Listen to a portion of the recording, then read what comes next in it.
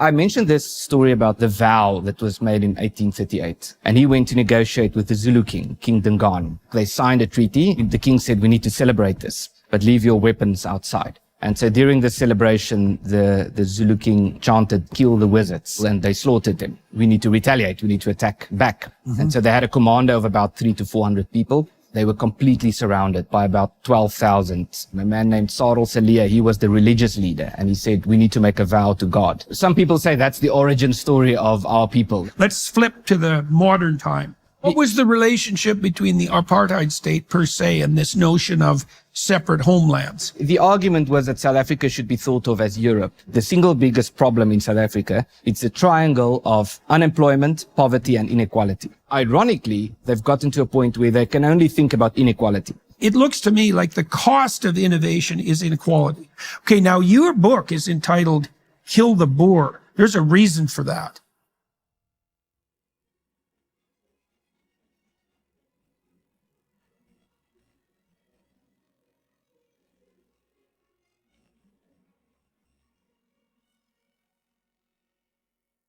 Hello, everybody. I've watched over a very long period of time the political and economic situation in South Africa both heat up and destabilize, and that's taken a somewhat of an accelerating turn in the last few years. And because of that, I've become increasingly interested in delving more deeply into the history of South Africa to understand the context and then also the political situation on the ground in that country now. And I came across the work of Dr. Ernst Roots, who wrote this book called Kill the Boar, this book, which was published in 2018. Now, he's also a filmmaker. He made a film called Tainted Heroes, which is about the apartheid era in 2016, and another one called Disrupted Land. And I hoped to talk to Dr. Roots about South Africa, about its history, and about its current situation, and about hopes and concerns for the future. And that's exactly what we did. And so the first thing I wanted to do was to delve a little bit into the history of the origin of South Africa, because there's a narrative in the West that the evil white Europeans came to a land dominated by black Africans and colonized it in their brutal and murderous fashion. And any territorial dispute has its bloody edge, let's say, but the truth of the matter is that the settlement of South Africa is a hell of a lot more complex than that, and that the two primary racial groups that exist there today weren't the original inhabitants of the land, whether they're black or white. And so just knowing that is useful. And we spent the first half, really, of the podcast talking about the history of the settlement of South Africa. The original people there were Bushmen, who aren't particularly related genetically to the Bantu, the black people who live there now, and obviously not to the Europeans. So the situation with regards to ethnicity and race in South Africa is a lot more complicated than it appears on the surface. And so, that's what we're trying to puzzle out in this podcast. So join me and my guest, Dr. Ernst Roots, for that discussion. So this is likely to be an unsettling conversation, so we might as well dive right in. The first thing I think that people who are watching and listening should know is a somewhat more detailed history of the settlement patterns in South Africa, because the presumption, first of all, what most people in the West know about South Africa, you could put in a very small thimble with enough room left over for another thimble, and that includes me. And so it's not like I studied that in high school, for example. And so people know nothing about South Africa, like really nothing. And they certainly don't know anything about its settlement patterns. Mm-hmm. And so I suppose people use the analog of the European settlement of the Americas, which is also a very complex story. I mean, by the time the Pilgrims got to the eastern coast of the United States, there are estimates that 95% of the Native Americans had already died from measles, smallpox, mumps, etc. Mm-hmm. And so the settlement story is extremely complex, but it's even more complex in South Africa, and they're not the same. So could you enlighten everyone who's watching and listening about the settlement patterns, the relationship between the land and the Europeans and the Black Africans, and let's just lay that out so we know where we stand first. Well, let me firstly say thank you very much for speaking with me, and I can say with great self-assurance that a lot of people in South Africa would be very happy to hear that you are interested in what's happening in South Africa. Interested in and terrified by. Well, hopefully we can flesh out a lot of that in this interview. Yeah. So you're absolutely right to say that the history of, or the patterns of land ownership and the history leading to this is complex. And we can do an entire interview just about that because there were so many events that happened in South Africa. Broadly speaking, the people who live in South Africa who are of European descent, such as myself, arrived in 1652. That was the settlement when the Dutch East India Company arrived in Cape Town, or what is today Cape Town, to start a refreshment station for ships traveling around Africa to trade with the East. It was initially the Dutch, and they were then joined by Germans and French especially, but some other Europeans as well. And we sometimes call them the proto-Afrikaners because the Afrikaner people became a people. Obviously, it's not just one singular event and then you are a people, but it happened over time when we developed our own language and culture in Africa. So that was about 400 years ago. But what also happened in South Africa in terms of the different black groups, if you could use that term, who live in South Africa, is we had and still have what is called the Khoi and the San. A lot of people know it as the Bushmen. That's how they're also known. A lot of them prefer to be called the Bushmen. People know them from the movie The Gods Must Be Crazy and so forth. And they are the true indigenous people. If you want to say who are the indigenous people of South Africa, it's the Khoi and the San. They lived pretty much all over South Africa. They've been there for tens of thousands of years. And they're a very ethnic and genetically separate group, right? Yes. There's a lot of genetic and ethnic diversity in Africa, Yes, more than in the rest of the world by a lot. And the Bushmen, those people are very distinct. In fact, I've read that genetically they're more akin to Asians than they are to Black Africans. I've heard that too. Yeah. So I'm just laying that out, not to make any genetic claim of any sort, just so everybody's clear about that, but just to know that these things are extremely complicated, and all so-called Black people aren't the same by any stretch of the imagination, any more than they're probably less similar from a cultural and genetic perspective than Europeans are to one another. I think you're right. Yeah, I think you can make that case pretty bluntly. Yeah. So there's a lot of diversity in Africa. And I'm very happy that you recognize this, because a lot of people don't. Because all those Black people are the same. But there are also groups like the South African government who would like people to believe that all Black people are the same, because that's their way of organizing as a collective on the basis of race. Yeah. Well, that way you can make the racial story, the racial oppression story, for example, a lot simpler than it actually is. Yes. Okay, so is there any estimates for the number of people, of Bushman people that were there, say, in the 1600s? And how densely populated was South Africa? And what part of Africa exactly are we talking about? Like, Africa's a wallopingly big continent, despite the Mercator projection. And so, and the people who Americans think of as Black, they occupy Africa south of the Sahara Desert, but fundamentally north of where South Africa is. Like, how far up were the Bushmen, how far to the north were the Bushmen the predominant human population in the 1600s? Well, that's a very important point. So they occupied, there were several thousands. I don't know if they were 100,000. I'm not sure. We can check those numbers. Yeah. But they lived pretty much all over South Africa, and they lived more to the eastern part, which is important because the eastern part is much more fertile land. It's much more humid, and that's where the most productive farming land is, and so forth. Right. The western part is arid. It's more deserts and dry, and so forth. So they lived mostly in the east. Yes, but they don't anymore, and that's important because, so if you go to the eastern parts, like the Drakensberg, you would find the cave paintings of the Khoi and the San, but they don't live there anymore because they were pushed out by groups coming in from the north, who, it has become a controversial term, although I don't know what the appropriate term then would be, by the Bantu people. So the word Bantu is a word that means people. It just means people. Like that's typical anthropologically. Most tribes refer to themselves as the humans, as opposed to everyone else who aren't the humans. Exactly. So they've been known as the Bantu-speaking groups, but today it's controversial to use that term. Why is that? Because it's a term that refers to black people. And I think some people have used the term in the context of making derogatory remarks or something to that effect. I see. Okay. But that's how they were known historically. And that's the Zulus and the Xhosas and the different groups that we know in South Africa today.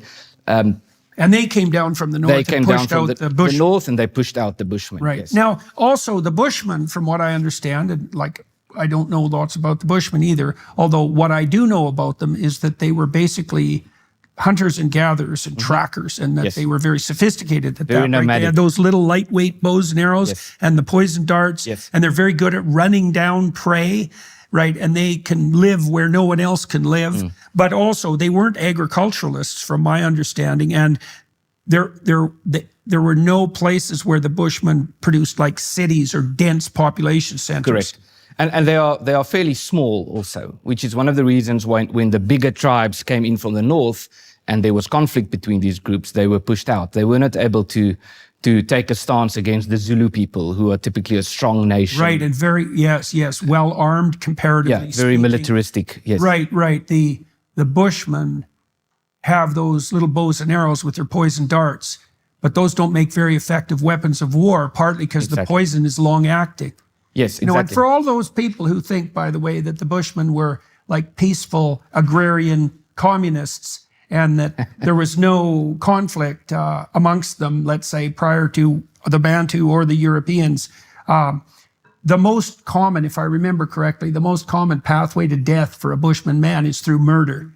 So you can use those darts on other people quite effectively if there's a feud. I also know that the Bushmen, because they lived in small tribal groups, they didn't evolve a real judicial system, and often their disputes would turn murderous. And so in some of these areas where the Bantus, for example, came down, the Bushmen would use the Bantu judicial system, which was more advanced, as a means of mediating their own disputes. So I just want to bring that up to put to rest any suspicions that the Bushmen, for example, were Rousseau noble savages and that everything was peaceful before civilization came along. It's like, that's not how the world works, even a little bit.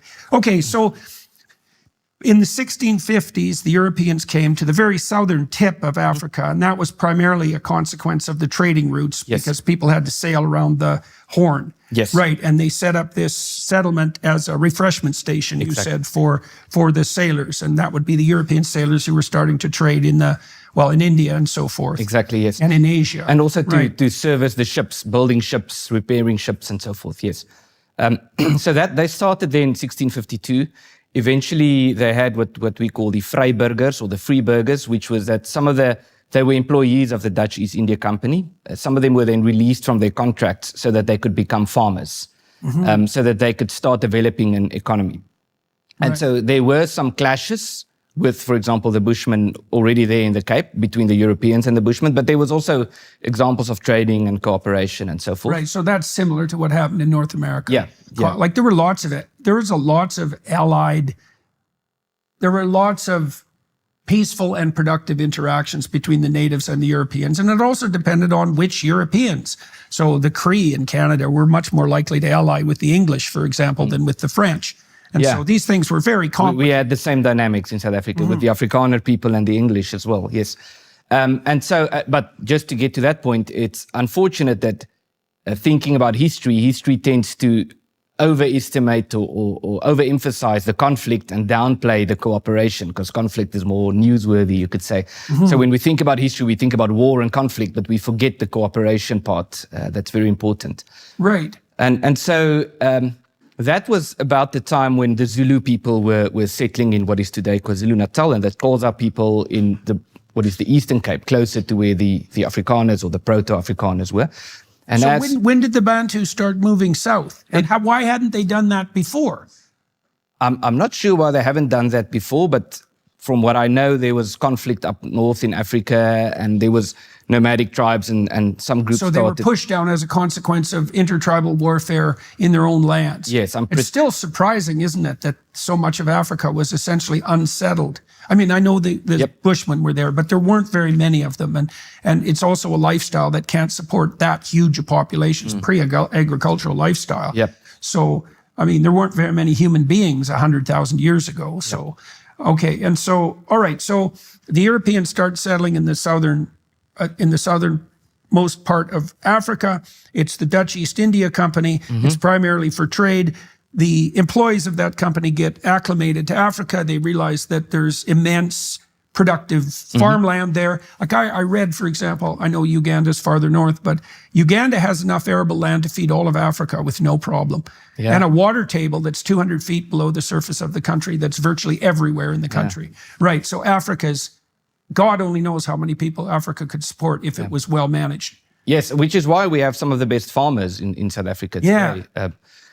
So in terms of the history, then one major event was with the Napoleonic Wars. We sometimes joke as the Afrikaner people, we say we skipped the Enlightenment because we have this joke. We say in Europe they were reading Jean-Jacques Rousseau while we were hunting elephants.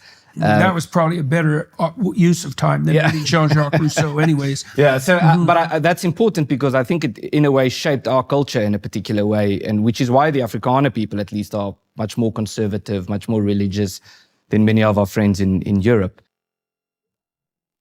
Shopify powers millions of businesses worldwide, supporting everyone from established brands to entrepreneurs just starting their journey. You can create your professional storefront effortlessly with Shopify's extensive library of customizable templates designed to reflect your brand's unique identity. Boost your productivity with Shopify's AI-powered tools that craft compelling products, descriptions, engaging headlines, and even enhance your product's photography, all with just a few clicks. Plus, you can market your business like a pro without hiring a team. Easily develop and launch targeted email campaigns and social media content that reaches customers wherever they spend their time, online or offline. If that's not enough, Shopify offers expert guidance on every aspect of commerce, from inventory management to international shipping logistics to seamless return processing. If you're ready to sell, you're ready for Shopify. Sign up for your $1 per month trial period and start selling today at shopify.com/JBP. Go to shopify.com/JBP. Again, that's shopify.com/JBP.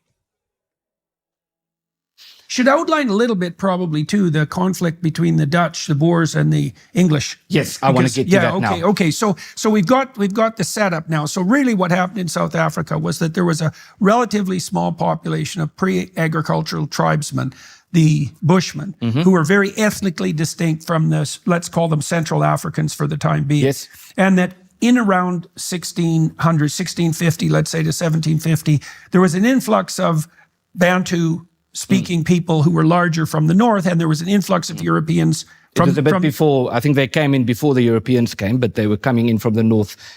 Okay. In the same century, you could say. Okay, in the same century anyways. And so the Bushmen were starting to feel pressure from an invasion, so to speak, from the north, and also an influx from the south. Yes. Okay, so that's a more accurate, and none of this was agricultural to begin with. Yes. Right. So now were the Bantu also interested in agricultural settlement? Yes, they were less nomadic than the Bushmen. The Bushmen were more nomadic. They moved around much more. And the Bantu groups were also in a sense nomadic, but they settled in, like the Zulus built the Zulu kingdom in KwaZulu-Natal, in the eastern part of the country. And they had more degrees of settlement. Okay, so we're also seeing an anthropological struggle in the broader sense between the archaic mode of human existence, which was nomadic hunter-gatherer, and the developing agricultural and settled communities. Some of them were black in Africa and some of them were white. Yep. And so now we've got at least a three-way conflict going on, not counting the conflicts between inside the groups. Yes. Okay. Yep. And so by mid-1700s, what's the status of the white settlements in South Africa? So it developed, it grew, and the borders shifted out especially toward the east. Then the reason why I mentioned the Enlightenment is because after the French Revolution, the Napoleonic Wars took place. Specify the time frame. 1810. Yep. And that's when the British came to colonize the Cape, partly as a result of the wars in Europe. And so we had some battles with the British the Battle of Blouberg, the Battle of Meisenberg, and eventually the Cape was colonized. Right, so that's while the Brits are really expanding their empire. Yes. And so now they come into what's now a European settlement in Yes. South Africa, and the battle for dominion is between Europeans. Now,